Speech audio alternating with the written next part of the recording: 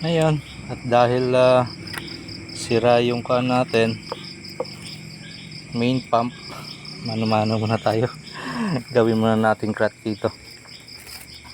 Baka bukas pa darating yung pump natin. In-order nating water pump. Wala nasira, nagsabay-sabay. Okay lang. Ayan, lagyan muna natin ng tubig yung kan natin. Reservoir natin. Yung reservoir yung system.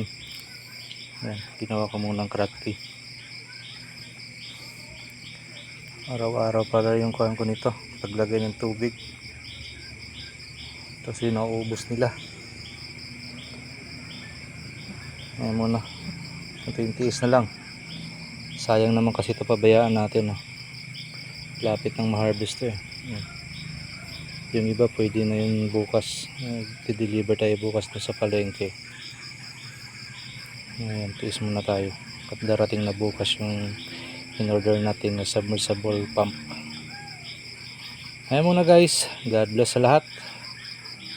Kaya natin to. Happy farming!